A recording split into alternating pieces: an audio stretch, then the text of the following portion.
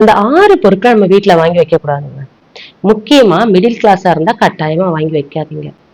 ஒரு சிலர் சொல்லுவாங்க, இது எசென்ஷியல் ஐட்டம், வீட்டுக்கு தேவைப்படும் அப்படின்னு நிறைய பேர் சொல்லுவாங்க. ஆனா அது உண்மை இல்லைங்க. அது உங்க பர்சவே காலி பண்ணிடும். நான் இந்த மாதிரி ஃபேன்சி பொருட்களும் ஒரு சில பொருட்களையும் வாங்கி வச்சு காசு ரொம்ப செலவு பண்ணேங்க. அதுக்கப்புறம் ரொம்ப வருத்தப்பட்டேன். ஐயோ நம்ம இவ்வளவு செலவு பண்ணிட்டோமே அப்படின்னு. அதெல்லாம் கலெக்ட் பண்ணிட்டு தாங்க சொல்றேன். நீங்க நம்ம சேனலுக்கு ஃபர்ஸ்ட் டைம் வரீங்க அப்படின்னா நம்ம சேனலை சப்ஸ்கிரைப் பண்ணிக்கோங்க. சப்ஸ்கிரைப் பண்ணாதான் மணி ரிலேட்டடான இன்ஃபர்மேஷன் வீடியோஸ் உங்களுக்கு தொடர்ந்து வரும். வீடியோவை ஸ்கிப் பண்ணாம முழுமையா பாருங்க. அதுல ஃபர்ஸ்ட் ஒன் நம்ம என்ன பார்க்க போறோம்னா பிராண்டட் ப்ராடக்ட்ஸுங்க. பிராண்டட் ப்ராடக்ட் முன்னாடி பின்னாடி ஓடுறவங்க நிறைய பேர் இருக்காங்க. அதாவது நான் ஷூ போட்டோம்னா ரீபாக் ஷூ தான் போடுவேன், நான் ட்ரிங்க் குடிச்சோம்னா கோக் தான் குடிப்பேன், நான் மொபைல் போன் வாங்கினோம்னா ஐபோன் தான் வாங்குவேன் அப்படின்னு பிராண்ட்னு பிராண்ட் பின்னாடி ஓடுறவங்க நிறைய பேர் இருக்காங்க. எது வாங்கினாலும் பிராண்டட் அப்படின்னு. அதனால என்ன, அது நம்ம பர்ஸ் தான் காலி ஆகுது. அதே பிராண்ட்ல அதே குவாலிட்டியில ரேட்டு லோவா நிறைய ப்ராடக்ட்ஸ் இருக்குங்க. ஆனா அதை நம்ம கண்டுக்கவே மாட்டோம். இப்போ ஃபார் எக்ஸாம்பிள் சொன்னோம்னா கோக் சொல்லலாம். கோக் கோக் குடிச்சா ஹாப்பினஸா இருக்கும், கோக் குடிச்சா சந்தோஷமா இருக்கும் அப்படின்னு மிகப்பெரிய செலிபிரிட்டிஸை வச்சு விளம்பரப்படுத்துறாங்க. நம்ம கோக் குடிச்சா ஹாப்பினஸா இருப்போம் அப்படின்னு நம்ம வாங்கி குடிக்கும். ஆனா அதை விடையும் குவாலிட்டியான எவ்வளவோ ட்ரிங்க் இருக்குங்க. இப்போ கரும்பு சாறு சொல்லலாம், இளநீர், லெமன் ஜூஸ், எல்லாமே ஹெல்த்தி தான் நமக்கு. இப்போ எங்கேயோ மேனுஃபேக்சர் பண்ணி பல மாதங்கள் ஹோல்சேல்கிட்ட இருந்து ரீட்டைல்ல இருந்து நம்மள்ட்ட கிடைக்கும் போது பல மாதங்கள் ஆகுது. ஆனா நம்ம அந்த ப்ராடக்ட பிராண்டட் அப்படின்னு நம்ம வாங்குறோம். நம்ம இப்போ கரும்பு சாறு வாங்கினோம்னா இப்போ ரோட்டு ஓரத்துல சாதாரணமா நம்மளுக்கு கரும்பு சாறு கிடைக்கும். அது நல்ல ஹெல்த், உடம்புக்கும் நல்லது. ஆனா நம்ம அதை யாருமே பார்க்க மாட்டோம். ஸோ அல்டர்னேட்டிவா நம்ம ஏதாச்சும் வாங்கி குடிக்கலாம் இல்லையா? நம்ம எப்பவுமே பிராண்ட் பின்னாடி ஓடாம பொதுவான பிராண்டுகளை நம்ம வாங்கணுங்க. Second one mobile phones. இப்போ ஃபர்ஸ்ட்லாம் ஒரு வீட்டுல ஒரு மொபைல் போன் இருக்கும். ஆனா இப்போ 5 பேர் இருந்தாங்கன்னா 6 மொபைல் போன்ஸ் இருக்குங்க. இப்போ தேவைக்கு வாங்குறது போய் நம்ம ஆசைக்காக இப்போ மொபைல் போன்ஸ் வாங்கிட்டோம். ஒரு சிலவங்க வருஷம் ஒவ்வொரு மொபைல் மாத்துறவங்க இருக்காங்க. அதாவது நம்ம மிடில் கிளாஸா இருந்தா கட்டாயமா நிறைய யோசிச்சுதாங்க மொபைல் போன்ஸ் வாங்கணும். இப்ப நம்ம என்ன தேவைக்காக பயன்படுத்த போறோம் அப்படிங்கிறது ரொம்ப ரொம்ப முக்கியங்க. இப்ப பேசுறதுக்காக நம்ம பயன்படுத்த போறோமா, இல்லைன்னா பேங்க் டிரான்சாக்ஷனுக்காக பயன்படுத்த போறோமா, என்ன பர்பஸ்க்காக யூஸ் பண்ண போறோம் அப்படிங்கிறது ரொம்ப ரொம்ப முக்கியங்க. இப்போ எக்ஸாம்பிளுக்கு என்னோட ரிலேஷன் பொண்ணு ஒருத்தவங்க 60,000க்கு மொபைல் போன் வாங்கினாங்க. ஆல்ரெடி அவங்கள்ட்ட 20,000 மொபைல் போன் வச்சிருந்தா, ஆனா இருந்தாலும் 60,000 ரூபாய்க்கு மொபைல் போன் வாங்கினா. நான் கேட்டேன் எதுக்கு இவ்வளவு அமௌண்ட்டுக்கு போன் அப்படின்னு. அப்ப அவ சொன்னா, நாங்க வந்து வெளியில எப்பவுமே டூரு, வெளியில பிக்னிக் அப்படி இப்படின்னு போவாங்க. அப்போ போட்டோ எடுக்கிறதுக்குலாம் எனக்கு தேவைப்படும்ல அப்படின்னு சொன்னான். அதுக்கு நான் சொன்னேன், ஆல்ரெடி உன்கிட்ட இருந்த மொபைலே அது போதுமானது. இந்த 60,000 ரூபாய்க்கு நீ போன் வாங்கினதுக்கு அதுக்கு என்ன பண்ணிருக்கலாம், ஒரு கேமரா வாங்கிருக்கலாம், இல்லாட்டி ஒரு லேப்டாப் வாங்கிருக்கலாம். இப்ப கேமரா வாங்கணும்னா ஃபுல் பொட்டன்ஷியல் இருக்குங்க. இப்போ அதுவே இந்த 60,000 ரூபாய் போனா இருந்தாலுமே நீங்க 4K வீடியோவோ என்ன வீடியோ ஷூட் பண்ணாலும் உங்களுக்கு போனும் சூடாகும் கட்டாயமா. ஆனா அந்த பொட்டன்ஷியல் உங்களுக்கு இருக்காது. இதுவே கேமரானா உங்களுக்கு ஃபுல் பொட்டன்ஷியல் இருக்கும் போட்டோ எடுத்து வாங்க. இப்ப விலை கூடுதல் உள்ள நம்ம மொபைல் போன்ஸ் வாங்கணும் அப்படின்னா டிஸ்பிளே போனாலே அது விலை கூடுதலா தாங்க இருக்கும். நம்ம என்ன தேவைக்காக மொபைல் போன்ஸ் வாங்குறோமோ அதுக்கு தகுந்த போல இப்போ 10 to 20,000 நல்ல நல்ல மொபைல்ஸ் இருக்கு. நம்ம அதை பார்க்கலாம். அதனால நம்மளுக்கு செலவு மிச்சம் ஆகும். Third one home appliances. அதாவது உங்கள் உடல் உழைப்பை குறைக்கிறேன், உங்க நேரத்தை மிச்சப்படுத்துறேன் அப்படின்னு நிறைய சொல்லுவாங்க. ஆனா அது மாதிரியான பொருட்கள் கொஞ்ச நாள் தாங்க நம்மளுக்கு யூஸ் ஆகும். ஒரு எக்ஸாம் சொன்னா ரொட்டி maker, sandwich maker, coffee maker, popcorn maker, ஏர் ஃப்ரையர் அப்படின்னு நிறைய இருக்குங்க. இப்போ தேங்காய் உடைக்கிறது கூட மிஷின் வந்துருச்சு. அப்ளையன்சஸ்ல ஃப்ரிட்ஜ் ஒண்ணுங்க. இப்போ ஃப்ரிட்ஜ் வந்து எசென்ஷியல் ப்ராடக்டாவே ஆயிடுச்சு எல்லார் வீட்லயுமே. அதாவது உணவுப் பொருட்களை கெட்டு போகாமல் இருக்க கண்டுபிடிக்கப்பட்டதா ஃப்ரிட்ஜ். ஆனா நாளடைவுல என்னாச்சு அப்படின்னா சமைக்க சோம்பேறித்தனம் உள்ளவர்களுக்காக கண்டுபிடிக்கப்பட்ட சாதனம் போல ஆயிடுச்சு. நிறைய பேர் சமைச்சு உள்ள வச்சு டெய்லி சூடாக்கி சாப்பிடுறவங்க நிறைய பேர் இருக்காங்க. இப்போ பாலா இருக்கட்டும், வெஜிடபிள்ஸ், மாவு எல்லாமே ஃப்ரிட்ஜ்ல ஸ்டோர் பண்ணிடுறாங்க. அதனால என்ன ப்ராப்ளம் வருது அப்படின்னா ஊட்டச்சத்து வல்லுநர்கள் சொல்றாங்க, ஃப்ரிட்ஜ்ல வச்சு சாப்பிடுற சாப்பாடுனாலதான் பல வயிறு சம்பந்தப்பட்ட பல பிரச்சனைகள் வர்றதுக்கு காரணமே அதான் அப்படிங்காங்க. இப்போ நம்ம இறைச்சி எடுத்துட்டு வந்து கடையில இருந்து எடுத்துட்டு வந்த உடனே சமைச்சு சாப்பிட்டோம் அப்படின்னா அதுல உள்ள புரதச்சத்து வந்து நம்மளுக்கு அப்படியே கிடைக்கும் அப்படிங்காங்க. அது இல்லாம அதை நம்ம ஃப்ரிட்ஜ்ல ஸ்டோர் பண்ணி வாரக்கணக்கா வச்சு நம்ம ஸ்டோர் பண்ணி அதை சாப்பிடுறதுனால அதுல கிடைக்க புரதச்சத்து நம்மளுக்கு கிடைக்காது. அதே போல அதோட தூய்மையும் பாதிக்கப்படும். சில டைம்ல விஷமாகிறது கூட வாய்ப்பு இருக்கு அப்படின்னு ஊட்டச்சத்து வல்லுநர்கள் சொல்றாங்க. அதாவது இப்ப மிடில் கிளாஸ் நம்ம இருக்கும் பட்சத்துல நம்மளுக்கு தேவைப்பட்டா மட்டுமே நம்ம ஃப்ரிட்ஜை வாங்கலாங்க. Fourth one காருங்க. இப்போ காருங்கிறது 40 லட்சம் 50 லட்சம் ஒரு சொத்து வாங்குற மதிப்புக்கு சமமாயிருச்சுங்க. இப்போ ஒரு சொத்து வாங்கினாலும் கூட அது நம்மளுக்கு அப்படியே கிடக்கும். ஆனா காருங்கிறது ஒரு டெப்ரிசியேஷன் அசெட்ஸுங்க.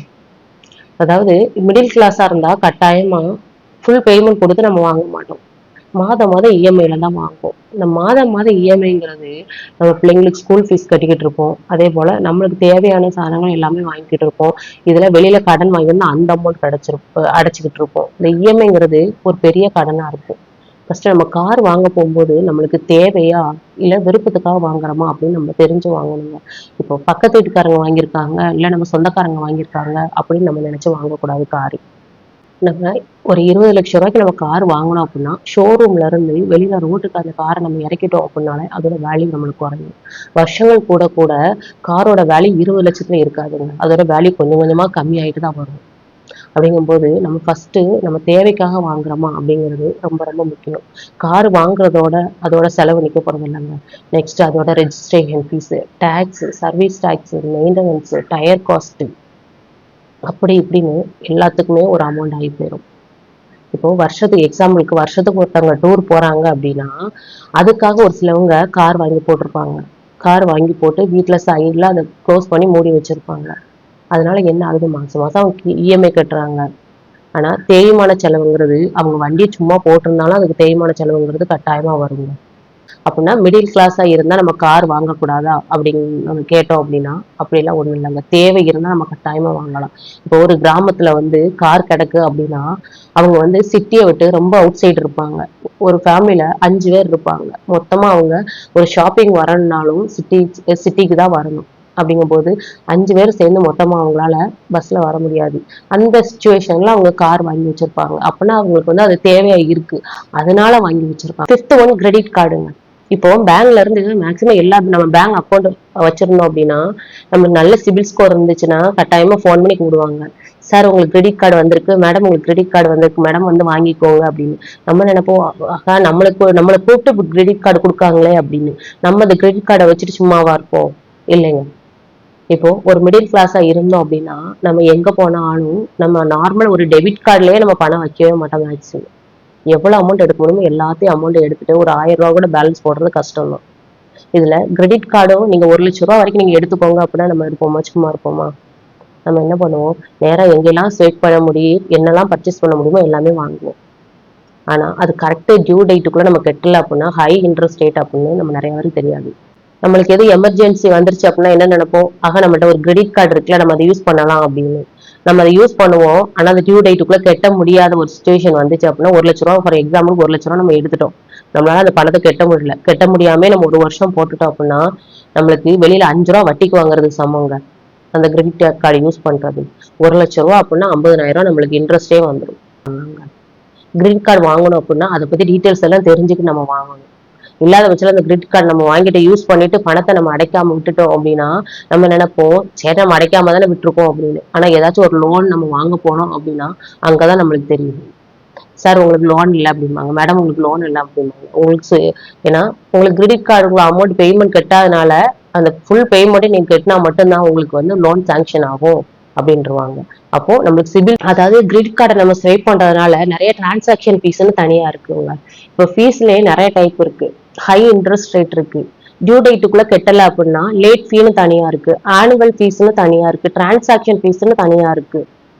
ஃபாரின் டிரான்சாக்ஷன் பண்ணோம் அப்படின்னா அதுக்குள்ள ஃபீஸ் தனியா இருக்கு. நம்ம கிரெடிட் கார்டு ஃபர்ஸ்ட் நம்மளுக்கு தேவையா தேவையில்லையா அப்படின்னு தெரிஞ்சுக்கிட்டு வாங்கணுங்க. One marriage ஃபங்க்ஷனுங்க. இப்ப வீட்டை கட்டிப்பாரு கல்யாணத்தை பண்ணிப்பாரு அப்படிம்பாங்க. வீடுங்கிறது ஒரு பிக்சட் அசெட்ங்க, ஒரு சொத்தாவே கிடக்கும். ஆனா கல்யாணங்கிறது இப்ப எல்லா கல்யாணமுமே ஆடம்பரமா பண்ணணும் அப்படின்னு ஆசைப்படுறாங்க. ஒரு சிலவங்க சொல்லுவாங்க, ஒரு டைம் தானே கல்யாணம் நடக்க போகுது, ஆடம்பரமா பண்ணுனா என்ன அப்படின்னு கேட்பாங்க. நான் அவங்களுக்காக பேச வரலாங்க. அதுலயே நடுத்தர வர்க்கத்துல நிறைய பேர் இருக்காங்க, மிடில் கிளாஸ். அவங்க ஒரு ஆடம்பர கல்யாணம் பத்தி இதே போல நம்மளுக்கு நடக்கணும், எல்லாரும் நம்மளை பத்தி தான் பேசணும், நம்ம கல்யாணத்தை பத்தி தான் பேசணும் அப்படின்னு ரொம்ப ஆசைப்படுவாங்க.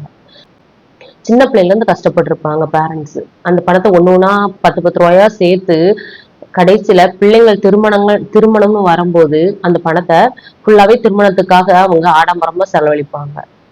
அது பத்தாது அப்படின்னு வெளியில கடனும் வாங்குவாங்க. அதனால வர சொந்தக்காரங்க நம்ம கல்யாணம் எவ்வளவு கிராண்டா நடந்துச்சு, நல்ல சாப்பாடுல சூப்பரா இருந்துச்சுன்னு சொல்லிட்டு போயிருவாங்க. நெக்ஸ்ட் வீக் இன்னொரு மேரேஜ் நடந்துச்சுன்னா அதை விட இந்த கல்யாணம் சூப்பரா இருக்கு அப்படின்னு அங்க சொல்லுவாங்க. அது கல்யாணங்கிறது நம்ம அடுத்தவங்களை பார்த்து ஆடம்பரத்துக்காக நடத்தவே கூடாதுங்க. நம்மளோட பட்ஜெட்ல நம்மளோட பட்ஜெட்ல எவ்வளவு நம்மளால ஸ்பெண்ட் பண்ணி நடத்த முடியுமோ அப்படி நம்ம நடத்தணும். அப்படின்னா நம்மளால கடன் சுமை இல்லாம இருக்கலாங்க. எக்ஸாம்பிளுக்கு ஒரு வீட்டுல ஒரு பையன் இருக்கான் அப்படின்னா அந்த பையன் வந்து 30,000 ரூபாய்க்கு சம்பளம் வாங்குறான்னு வச்சுக்கோங்க.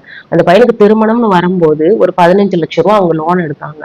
15 லட்சம் ரூபாய் லோன் எடுத்து இதுக்காக ஆடம்பரமா கல்யாணம் பண்றதா ஒரு 15 லட்சம் ரூபாய் லோன் எடுக்காங்க. எடுத்து அது மறுபடியும் அவங்க அந்த 2 நாள்ல அவங்களோட திருமணத்திற்காக மொத்தமே அந்த பணத்தை காலி பண்ணுவாங்க. பண்ணிட்டு திருமணம் முடிஞ்சதுக்கு அப்புறம் இஎம்ஐன்னு ஒண்ணு இருக்கு, லோன் பேமெண்ட். அந்த லோன் பேமெண்ட் அவங்க கட்டும் போது மாசம் ஒரு 20,000 ரூபாய் கட்ட வேண்டி இருந்துச்சுன்னு வச்சுக்கோங்க. 30,000 ரூபாய் சம்பளத்துல 20,000 ரூபாய் போயிருச்சு அப்படின்னா மிச்சம் 10,000 ரூபாய் வச்சு எந்த செலவை நடத்த முடியும்? ஃபுல் அண்ட் ஃபுல் அவங்க வாழ்க்கை மொத்தமே லோன்ல மட்டும்தான் போகும். அந்த 10,000 ரூபாய் வச்சு இப்ப அவங்க ஒய்ஃப் சொல்லுவாங்க எங்கேயாச்சும் போகணுமாங்க, அந்த 10,000 ரூபாய் வச்சு என்ன அவங்களால பண்ண முடியும்? வாழ்க்கையில நிம்மதியா இருக்காதுங்க. ஃபர்ஸ்ட் நம்மளால முடிஞ்ச அளவுக்கு நம்மளோட பட்ஜெட்ல நம்ம திருமணம் முடிக்க பார்க்கணுங்க. முடிச்சோம் அப்படின்னா நம்ம வாழ்க்கையில ரொம்ப சந்தோஷமா இருக்கலாம், கடன் சுமை இல்லாம இருக்கலாம், நம்மளால இருக்க முடியும். பெண்கள் வீட்டை விட்டு வெளியில் போகாமல் எப்படி சம்பாதிக்க முடியும் அப்படின்னு டீட்டெயில்ஸா பேசி ஒரு வீடியோ போட்டிருக்கீங்க. அந்த வீடியோவோட லிங்க் நம்மளோட ஃபர்ஸ்ட் கமெண்ட்ல இருக்குங்க, மறக்காம கிளிக் பண்ணி பாருங்க.